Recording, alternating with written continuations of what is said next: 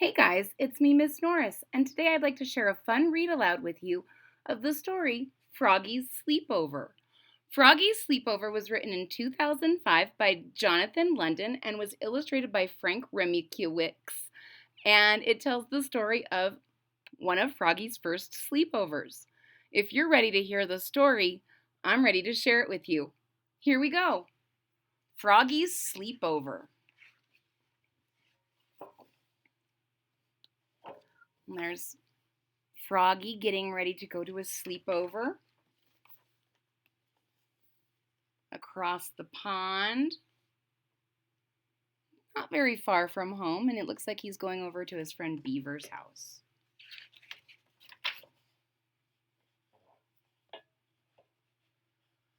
It was Friday and school was out. Froggy flopped home from the school bus. Flop, flop, flop. Singing, "Hooray, hooray, it's Friday, Friday, I'm going to Max's for a sleepover." So it was Friday after school, and Froggy was excited to go to his friend Max's house for a sleepover.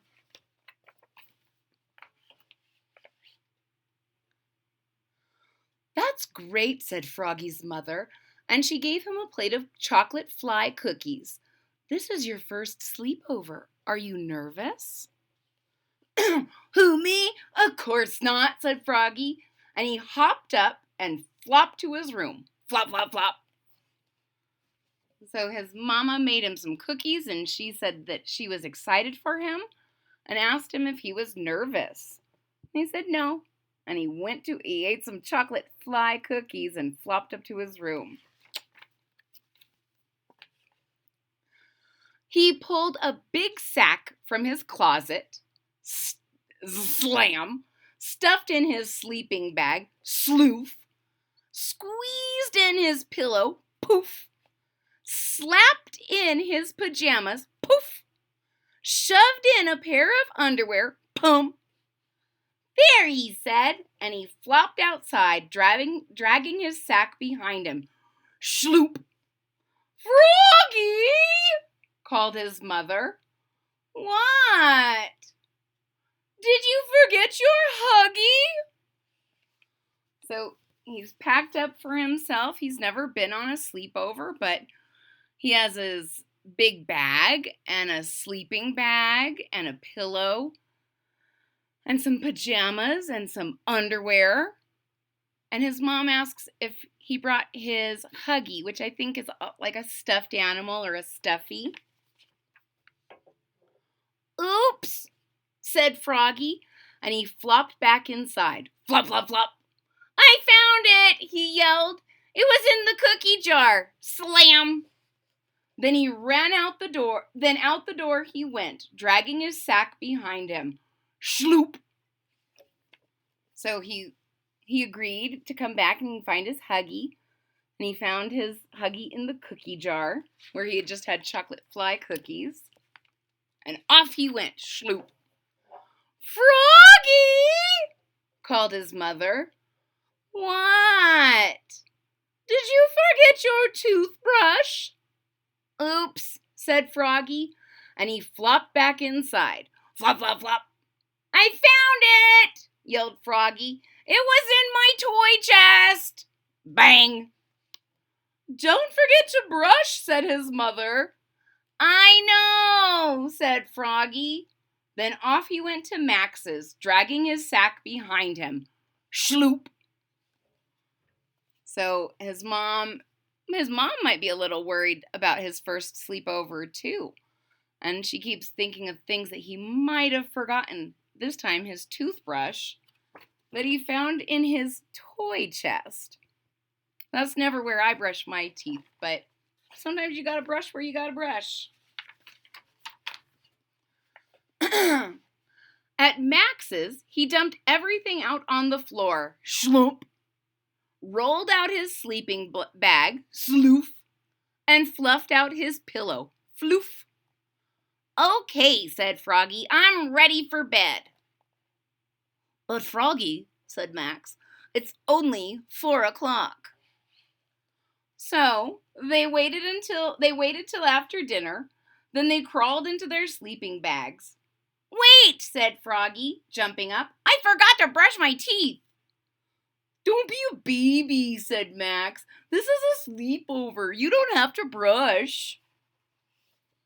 So as soon as Froggy got to Max's house, he thought, "Well, it's a sleepover. It's bedtime."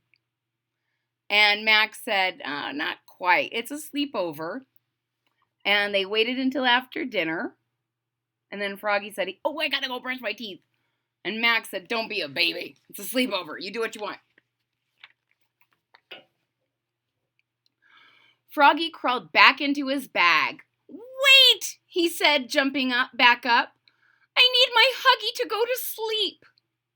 "Sleep?" said Max. "Who's going to sleep? We can tell scary stories and have pillow fights all night long." Froggy slipped back into his bag, and Max told a story that made Froggy's skin crawl. "Now it's your turn," said Max. But there were weird screeching sounds and scary shapes hung in the shadows like ghosts. So he goes back to get his Huggy and to sleep. And his friend Max says, "We don't sleep. We have pillow fights and tell scary stories." But now Froggy is really scared and everything looks like ghosts and he's hearing strange noises. Sometimes when you're not at your own home, things sound differently.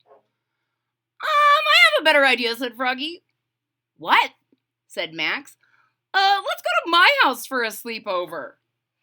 When they got back to Froggy's, they tiptoed inside in the dark. Quiet, quiet. So Froggy still wants to have a sleepover, but he wants Max to come to his house. And Max's mom said, "Well, goodbye, I'll see you in the morning, baby." And they're trying to be quiet, but crash! Froggy bumped into a lamp and knocked over the goldfish bowl. Splash! "Froggy!" yelled his mother. "What's all the ruckus?" She flicked on the light. "Oops," cried Froggy, looking more red in the face than green. "We decided to sleep here instead." So even though they were trying to be quiet, they tripped on the lamp and made the goldfish bowl spill right on Froggy's head. And you can see his face is a little bit red, more red than green, because he's blushing. That means he's embarrassed. "Oh, Froggy," said his mother, "I thought you wanted to sleep at Max's." "I did," cried Froggy, "but, I was, hungry. And you make the best popcorn." "Can you make us some, please?" "Okay, you little munchkin," said his mom. Pop, pop, pop! She made some buttery popcorn, then went back to bed. So Froggy's mom thought that he was sleeping at Max's. They changed their mind because they were not scared, of course, but hungry. And he said, "And you make the best popcorn." So Froggy and Max line up to have some of Mama's popcorn before Mama goes back to sleep. Plump, plump, plump. Froggy and Max were having a wild pillow fight. "Good night, pudding heads," called Froggy's mom. "I hope they go to sleep soon," groaned Froggy's dad. "Me too," moaned Froggy's mom. So they're having some fun staying wide awake at Froggy's house. And Froggy's parents both hope they just go to sleep and don't stay up too much later. Froggy's parents were snoring like horses when Froggy's mom heard a sound. Her eyes popped open, and she flicked on the light. Max was standing by the bed. I have a tummy ache," he said. "I want to go home." So Max is now having a little tummy ache, and he wakes up Froggy's mom and says, "I want to go home." So back they went to Max's, dangling their sacks behind them. Schloop. You can see Mama is almost sleepwalking. Froggy doesn't look super happy. Max looks super tired. First sleepovers are kind of tricky.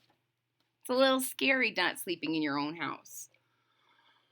But there were still weird sounds and scary shadows there. So they went back to Froggy's. But Max wanted his own pillow, so they went back to Max's. But Froggy wanted pink lemonade, so back and forth they went. Schloop, schloop, schloop, schloop. So each boy has something that they really like at their house, and I think it's really just their houses. They went back to Max's, back to Max's, back to Froggy's, back and forth all night. Till at last, they fell asleep at Max's house at 9 o'clock in the morning.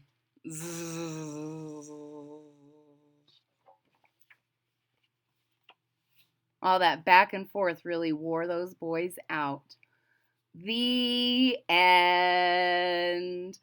Ladies and gentlemen, if you enjoyed the story Froggy's Sleepover, please hit that thumbs up button at the bottom of the page. If you're already a subscriber, thank you so much for your support. It really means a lot to me.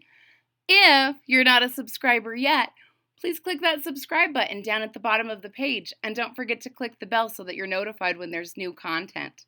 I hope to see you all again real soon. Bye-bye.